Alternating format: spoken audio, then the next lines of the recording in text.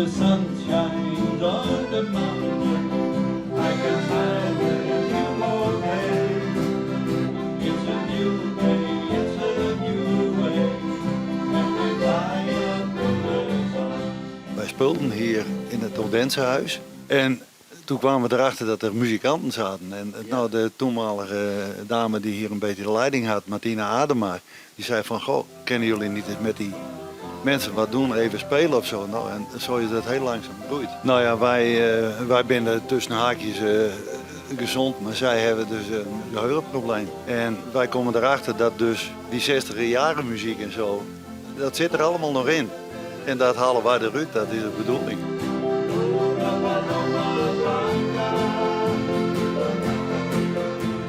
Spelen jou alle nummers nog makkelijk mooi?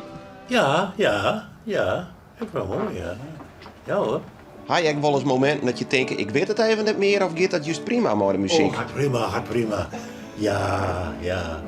Ja, ik heb altijd gespeeld, hè. In Duitsland en hier ook in Nederland heb ik ook gespeeld.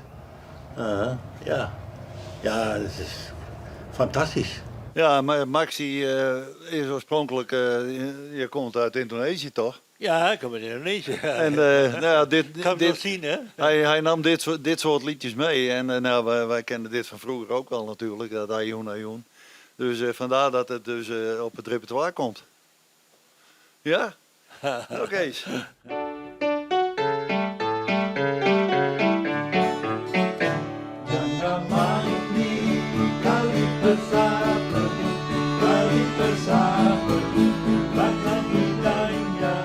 Onze vriend Max, die je zo straks geïnterviewd hebt, toen we hem voor het eerst zagen, toen had ik het idee dat hij helemaal ingekakt was.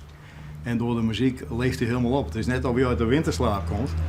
En als ik bijvoorbeeld een liedje op het keyboard speel, La Bamba, dan zingt hij dat van voor tot achter. In het Spaans zingt hij dat mee. Dat zit gewoon in zijn hoofd gegrift. Dat zong hij vroeger als muzikant bij de bands waar hij speelde. Maar dat haal je er niet meer uit. Dat sla je er niet uit. Dat is onvoorstelbaar. En je hebt het net gezien. Hij leeft helemaal op. Hij is helemaal enthousiast.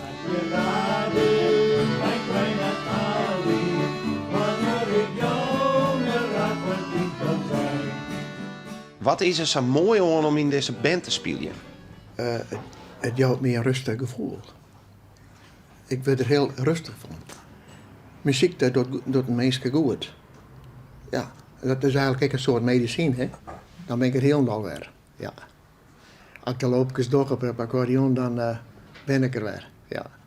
Echt fantastisch om dit te doen en om te zien hoe je mensen in hun kracht zetten kan, hoe dat werkt. Dat, bijzonder, heel bijzonder.